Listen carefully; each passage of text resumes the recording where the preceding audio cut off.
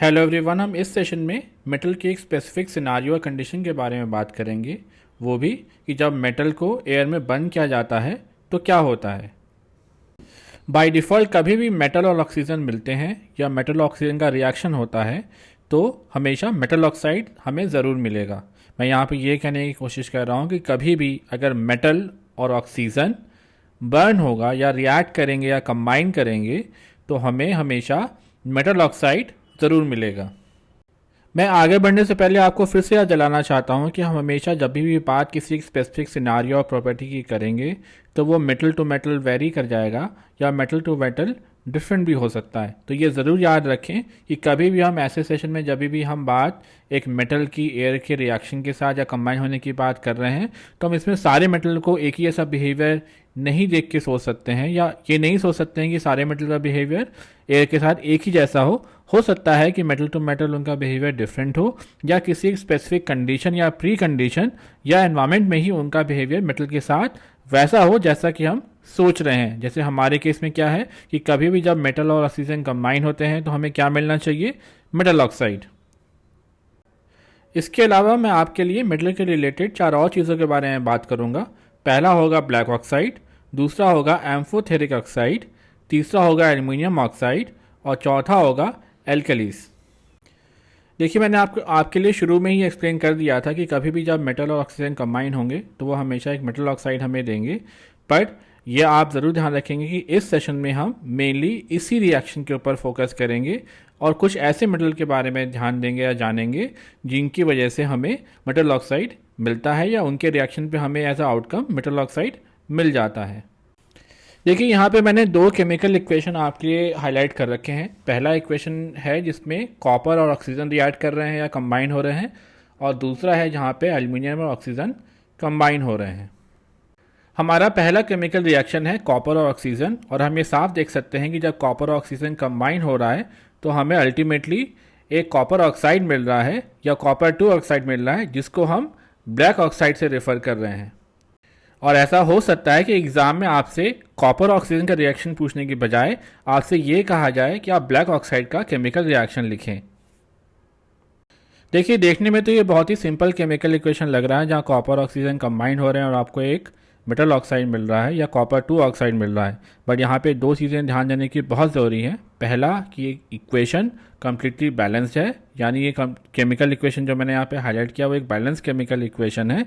दूसरा कि मैंने यहाँ एक कंडीशन हाईलाइट की है कि जब कॉपर हीट किया जाता है तो ही वो ऑक्सीजन के साथ रिएक्ट करता है और आपको एक मेटल ऑक्साइड यानी कॉपर 2 ऑक्साइड प्रोड्यूस करता है। अब हम अपने दूसरे केमिकल रिएक्शन पे या दूसरे केमिकल इक्वेशन पे ध्यान देंगे जहाँ पे हम ये साफ देख पा रहे हैं कि जब एल्युमिनियम और ऑक्सीजन रिएक्ट करते हैं तो वहाँ पे हमें आउटकम क्या मिलता है, एक एल्युमिनियम ऑक्साइड। मैं आपके लिए फिर से रिपीट कर रहा हूँ। अब हम अपने दूसरे केमिकल इक्वेशन पे फोकस कर रहे हैं जहाँ पे हम ये क्या देख रहे हैं, जब एल्युमिनियम और ऑक्सीजन रिएक्ट करता है तो वहाँ पर हमें एल्युमिनियम ऑक्साइड मिलता है। मुझे उम्मीद है कि यहाँ पे आपको 2 चीज़ें एकदम क्लियर हो गई होंगी। पहला कि जब मेटल और ऑक्सीजन रिएक्ट करेंगे तो हमें हमेशा मेटल ऑक्साइड मिलेगा। यहाँ पे हमने बात की ब्लैक ऑक्साइड की। ब्लैक ऑक्साइड क्या होता है, जब कॉपर और ऑक्सीजन रिएक्ट करते हैं तो उनके कॉम्बिनेशन से हमें एक मेटल ऑक्साइड मिलता है जिसे हम कॉपर 2 ऑक्साइड से भी रेफर कर सकते हैं। यहाँ पे एक प्री कंडीशन क्या है कि जब कॉपर एयर में हीट किया जाता है। हमारा दूसरा केमिकल इक्वेशन क्या है, वो भी बहुत सिंपल है, जहाँ पे एक एल्युमिनियम ऑक्सीजन का रिएक्शन हो रहा है और हमें यहाँ भी क्या मिल रहा है, एक एल्युमिनियम ऑक्साइड, जो हमारे सेम इक्वेशन पे डिपेंड कर रहा है कि कभी भी जब मेटल ऑक्सीजन रिएक्ट करेंगे या कंबाइन होंगे तो हमें क्या मिलेगा, एक मेटल ऑक्साइड। यहाँ पे ओवरऑल हमें क्या ध्यान देने की ज़रूरत है एग्जाम पर्सपेक्टिव से कि हमारा केमिकल इक्वेशन हमेशा बैलेंस रहे और अगर कोई प्री कंडीशन या पोस्ट कंडीशन है तो उसे हम ज़रूर हाईलाइट कर रहे हों। चलिए अब आगे बढ़ते हैं और बात करते हैं एम्फोथेरिक ऑक्साइड्स की। आगे बढ़ने से पहले मैं आपको ये बताना चाहता हूँ कि इस सेशन में हम एसिड और बेस के बारे में बात नहीं करेंगे बल्कि अपना फोकस सिर्फ एम्फोथेरिक ऑक्साइड्स के ऊपर ही रखेंगे। अगर आपको ये दोनों टर्म्स नहीं पता है तो मेरी रिक्वेस्ट है आप इसे ज़रूर पढ़ लें ताकि आपको ये समझने में और आसानी होगी। देखिए, इन जनरल टर्म हम ये कह सकते हैं कि मेटल ऑक्साइड यानी कभी भी जब मेटल और ऑक्सीजन रिएक्ट करेंगे तो हमेशा वो ऑक्साइड बेसिक इन नेचर होंगे। एट द सेम टाइम कुछ ऑक्साइड ऐसे भी होते हैं, एक्सेप्शन केसेस होते हैं, जैसे एल्युमिनियम ऑक्साइड जैसे हमने पढ़ा। इसके अलावा जिंक ऑक्साइड भी ऐसे होते हैं जो एसिडिक और बेसिक बिहेवियर दोनों शो करते हैं। देखिए अभी तक हमें ये बात एकदम क्लियर हो गई कि अगर मेटल ऑक्सीजन रिएक्ट करेंगे तो वो एक मेटल ऑक्साइड बनाएंगे। साथ ही साथ जो मेटल ऑक्साइड का बिहेवियर होगा वो बेसिक इन नेचर होगा। एट द सेम टाइम जैसा मैं आपसे शुरू से कहता हुआ आ रहा हूँ कि मेटल टू मेटल उनकी प्रॉपर्टी और बिहेवियर बदल सकती हैं या चेंज हो सकती हैं। ज़रूरी नहीं कि सारे मेटल एक ही पैटर्न पे बिहेव करें। सो इस केस में हम ये कह सकते हैं कि अगर एल्युमिनियम ऑक्साइड और जिंक ऑक्साइड हैं तो वो आपको दोनों बिहेवियर शो करेंगे, यानी एसिडिक भी और बेसिक भी। ऐसे मेटल ऑक्साइड जो एसिड के साथ रिएक्ट तो करते हैं, साथ साथ बेसिस के साथ भी रिएक्ट करते हैं, उन्हें हम एम्फोथेरिक ऑक्साइड कहते हैं। साथ ही साथ इनका हमें आउटकम क्या मिलेगा? सॉल्ट और वाटर। आपके रेफरेंस के लिए मैंने यहाँ पे एल्युमिनियम ऑक्साइड का केमिकल रिएक्शन हाईलाइट कर दिया है, जिसे आप एम्फोथेरिक ऑक्साइड से रिफर कर सकते हैं। चलिए आगे बढ़ते हैं और बात करते हैं एल्कलीज की। आगे बढ़ने से पहले मैं आपके लिए फिर से एक बार सब चीज़ें फिर से समराइज़ कर देता हूँ ताकि आपको एल्कलीज समझने में बिल्कुल भी दिक्कत ना हो। देखिए सबसे पहले हमने बात क्या की? हमने सबसे पहले बात ये की कि जब मेटल और ऑक्सीजन रिएक्ट करेंगे या कंबाइन होंगे तो हमें एक मेटल ऑक्साइड देंगे। फिर हमने दूसरी बार क्या की? दूसरी बार हमने जाके एम्फोथेरिक ऑक्साइड के बारे में बात की, जहाँ हमने ये देखा कि मेटल ऑक्साइड एसिडिक भी हो सकते हैं और बेसिक भी, और इसी चीज़ को हम एम्फोथेरिक ऑक्साइड से रेफर कर रहे हैं। और अब हम बात करने वाले हैं एल्कलीज की, जहाँ पे हम ये जानते हैं या हम ये देख सकते हैं कि mostly metal oxide insoluble in water होते हैं, बट कुछ ऐसे भी ऑक्साइड होते हैं जो सॉल्युबल इन वाटर होते हैं और इन्हीं को हम एल्कलीज कहते हैं। हम एल्कलीज के बारे में बहुत डिटेल में बात नहीं करेंगे। मैंने आपके लिए एक सिंपल सा केमिकल रिएक्शन भी नीचे हाईलाइट कर दिया है, जिससे आपको एल्कलीज समझ में आ जाएगा, या आप इससे हमेशा एल्कलीज को रिलेट कर सकते हैं। इन शॉर्ट मैं आपके लिए फिर से रिपीट करता हूँ कि metal oxide generally insoluble in water होते हैं, बट अगर कोई ऐसे मेटल ऑक्साइड हैं जो वाटर में डिज़ोल्व हो जाएं तो ऐसे मेटल ऑक्साइड को हम हमेशा एल्कलीज से रेफर करते हैं। फ्रॉम ए एग्जाम पर्सपेक्टिव आपसे डायरेक्टली ये पूछा जा सकता है कि what is alkalis and give a chemical reaction. चलिए अब आगे बढ़ते हैं और बात करते हैं एनोडाइजिंग की। हम एनोडाइजिंग के बारे में बहुत ज़्यादा डिटेल में बात नहीं करेंगे, बट मैं ज़रूर चाहूँगा कि आपको एनोडाइजिंग के बारे में ज़रूर मालूम हो, जितना कि हमें इस टॉपिक को समझने के लिए ज़रूरी है।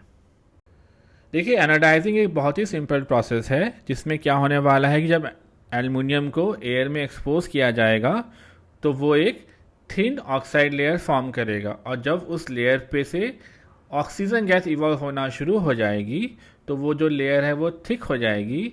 इस पूरे प्रोसेस को अगर ये एल्युमिनियम के साथ हो रहा है तो हम इसे एनोडाइजिंग कहेंगे। हम इससे ज़्यादा एनोडाइजिंग के बारे में बात नहीं करेंगे, पर मैंने आपके लिए कुछ और पॉइंट्स यहाँ पे हाईलाइट कर दिए हैं जिन्हें आप बाद में रेफ़र कर सकते हैं। अब हम आगे बढ़ेंगे और कुछ और इम्पॉर्टेंट पॉइंट्स के बारे में बात करेंगे जो मेरे हिसाब से आपको ये टॉपिक समझने में बहुत मदद करेंगे और इससे आपकी अंडरस्टैंडिंग इस टॉपिक में और अच्छी हो जाएगी। देखिए मैं आपसे शुरू से एक बात ज़रूर कहता हुआ आ रहा हूँ कि सारे मेटल का बिहेवियर एक जैसा नहीं हो सकता है या उनका बिहेवियर एक जैसा नहीं होगा, और कभी भी या जब भी मेटल्स ऑक्सीजन की प्रेजेंस में आएंगे या ऑक्सीजन से कंबाइन करेंगे या हम और सिंपल वर्ड में कहें तो ऑक्सीजन से रिएक्ट करेंगे तो उनका बिहेवियर डिफ़र कर सकता है। हो सकता है कि वो बिल्कुल भी रिएक्ट ना करें, हो सकता है कि वो बहुत जल्दी रिएक्ट करें, या हो सकता है उनका रिएक्शन बहुत स्लो हो। साथ ही साथ मैं आपको यही बताना चाहता हूँ कि सोडियम और पोटेशियम बहुत ही हाईली रिएक्टिव मेटल हैं और ये बहुत जल्दी फायर कैच कर लेते हैं। इसीलिए इनको एक्सीडेंटल फायर से सिक्योर करने के लिए या प्रिवेंट करने के लिए हम हमेशा इनको केरोसिन ऑयल में इमर्स करके रखते हैं। और जैसा कि अभी हमने बात की कि जब भी मेटल और ऑक्सीजन कंबाइन होंगे तो वो मेटल ऑक्साइड बनाएंगे, इस चीज़ को प्रिवेंट करने के लिए या ऑक्सीडेशन को प्रिवेंट करने के लिए हम बेसिकली मैग्नीशियम, एल्युमिनियम और जिंक के साथ एक थिन ऑक्साइड लेयर लगा के रखते हैं या उन्हें कवर करके रखते हैं ताकि हम इनकी ऑक्सीडेशन प्रोसेस को प्रिवेंट कर पाएँ। मैंने आपके लिए आयरन और कॉपर करस्पॉन्डिंग कुछ और प्रॉपर्टीज़ को हाईलाइट किया है जिन्हें आप ज़रूर रेफ़र करें। इसके अलावा मैंने यहाँ दो ऐसे मेटल हाईलाइट किए हैं जो ऑक्सीजन से रिएक्ट नहीं करते हैं, या हम ये कह सकते हैं कि gold and silver do not react with oxygen even at high temperature. मुझे उम्मीद है कि आपको मेरा सेशन पसंद आया होगा, जिससे आपको ये सेशन समझने में और आसानी होगी। Thank you.